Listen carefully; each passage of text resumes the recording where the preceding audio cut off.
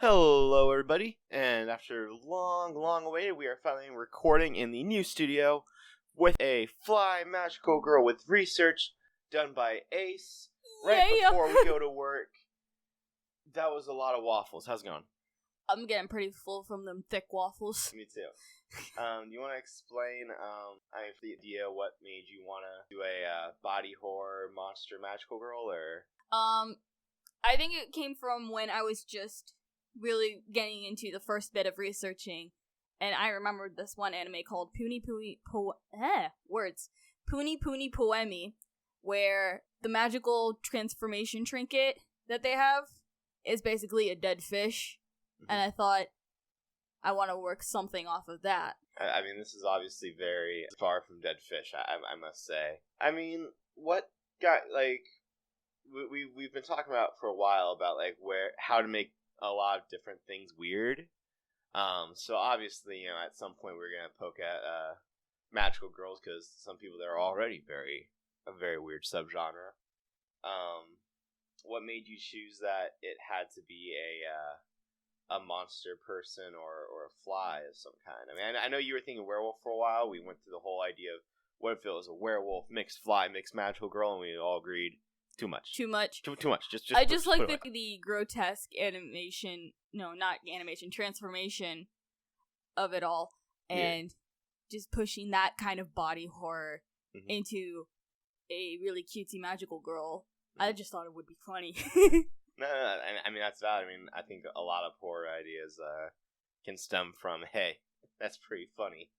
I mean, especially the later Friday movies. I mean, there's the flippin' space. There's space. Well, I was trying to think of specific kills, like the pie pan kill where he slams into the RV door and just leaves the perfect imprint. The smiley face kill. I think my microphones are haunted. But spooky happenings already, and we just moved in. What? Someone thought that would be humorous. Someone thought, oh, that would be, a crazy way to show, that a kill had happened. I mean, it's like the concept of animation. The scary thing isn't necessarily the actual happening of it, but the aftermath of it and everything.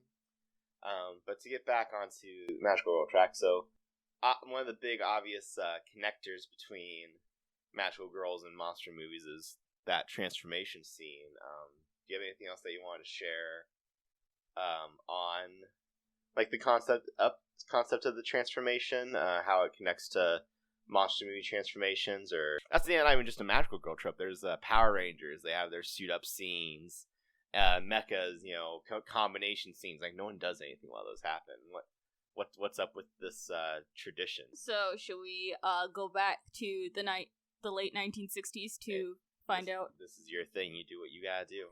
All right. So the actual concept of the magical girl genre, it started in the mid to late 1960s, which started with Sally the Witch by Mitsuteru Yokoyama and Himitsuno Ako-chan. We can put a little pop-up of the names for you. And in the covers of the titles. Yeah. The manga predated Sally the Witch, but the anime came in 1969. And they both credit both of the creators of the shows. They credit the American sitcom Bewitched as a primary inspiration. And then we have in 1974 Majoko Meg-chan, which is not only the first magical girl show to be marketed to boys and girls. But it's also the first show to feature a rival, an evil antagonist, because before then, little girls do not have the emotional capacity to, have that kind of fear. Yeah. They're not emotionally ready to face that kind of big evil antagonist. Also, fan service was a major part of it.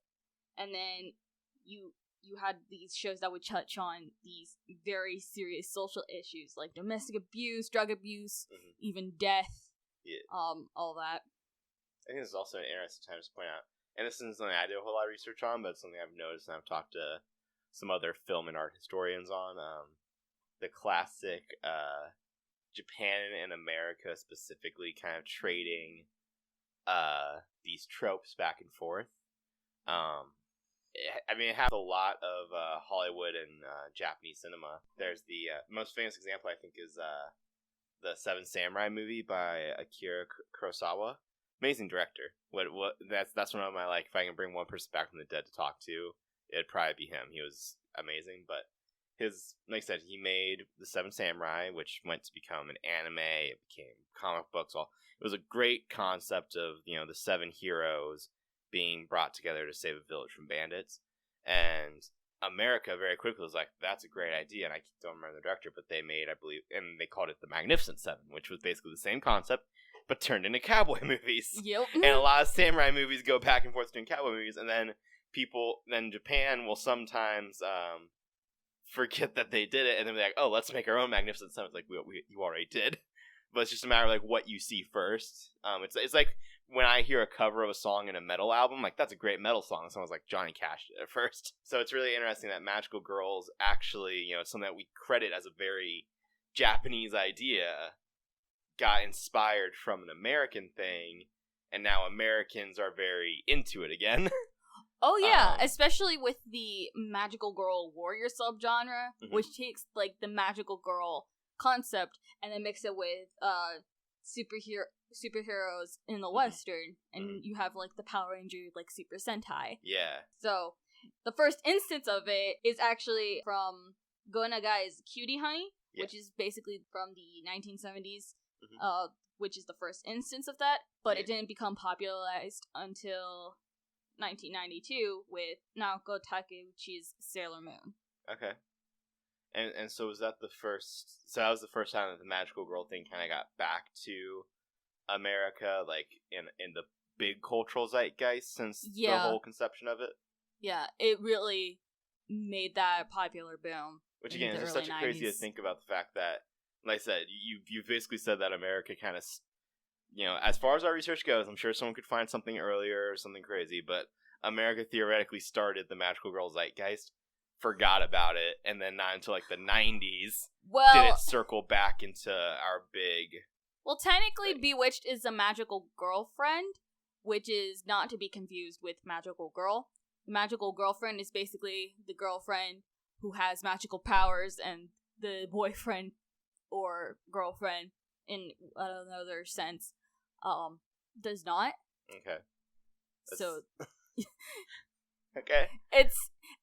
I get it, it's a bit of a mess, but... So basically the magical girl thing is taking... So Americans made up the magical girlfriend idea, and then some anime people came up with, what if we told that story from the girl's perspective, though? Essentially, okay. Yeah. Which, again, is a pretty... I mean, that's how a lot of interesting ideas come up with, is just, flip it on its head just a little bit there. Hearing this does make me kind of want to dive into magical girl stuff again. Again, I mean, I watched, like, some Powerpuff Girls when I was a kid. I remember watching I had a friend who really liked Sabrina the Teenage Witch. I remember that, which is one of those things, like, we're trying to connect this into horror, which, when I first heard the idea, I thought, oh, this will be an interesting dive to kind of try and take it there, but, you mentioned that the original one, like, so the first American sitcom thing was, Bewitched. Bewitched, so it was... Not first American sitcom, but, like, first instance of a magical girlfriend. That's what I meant. But the fact that it started with a witch, which is a traditionally, a monster movie-esque concept in film, I'd say. Because, like, there's wizards, which aren't necessarily scary, but, like, a witch is normally kind of like a monster movie thing. It's, Wizard of Oz, the Wicked Witch and all that, so... The fact that, it started in that kind of, not darker, but Halloween spooky zone kind of thing. Yeah. So. And then nowadays, it's gone back. It's reached for a full circle. You have the more modern magical girl shows, which would take into 3 different categories. The neoclassical, which is basically your old school magical girls in a modern day setting. You have the more action hero, which is heavy on the fan service, a lot of more fighting, and more marketed towards your teenage and adult males. Most prominent example for that one would be Kill la Kill, obviously.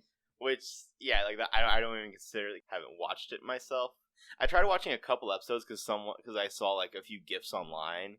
And I will say the animation in Kill la Kill is very impact heavy, very intense. I was like, maybe I will be able to stomach it. I'm not normally a fan of like super heavy fan service shows. It doesn't keep me enthralled very long. But I was like, I'll give this a shot. It keeps popping up, and I tried to watch, and I was like, a lot of cool ideas here. I personally couldn't stick with it. But yeah, I wouldn't necessarily consider it from what I watched. It definitely doesn't fit that magical girl feeling to me. That's not the category that I first think of when I see it. So yeah, but it's always fun to see a genre because I know some people really like it. Happy they do. I'm happy that there is so much breadth within that. That idea. And then the final category within the modern magical girl would be deconstructive, which is where Madoka Magica falls into. And oh boy, which is I went into the Madoka Magica rabbit hole with this one because I found that there has been connections to it with some Lovecraftian or cosmic horror, especially. So basically, the elements of Lovecraftian horror, basically fear of the unknown, realization that human interests, desires, laws, and morality have no meaning in the bigger scheme of the universe. And then there's discovery of appalling truth, and then protagonists are helpless in the face of unfathomable and inescapable powers.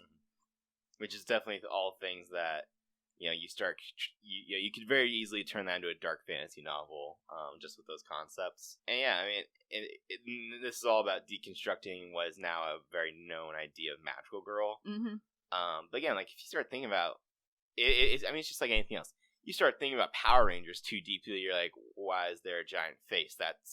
There's a giant face telling these teenagers to go kill monsters. That's pretty, as soon as you suspend your disbelief a little bit less, you're like, there's some and questions entrusting the fate of the world to essentially a bunch of kids who have, well, depending on the age range, have not gone through puberty yet, and or if they have, then they're in that they're crazy, all emotional. Oh boy, yeah.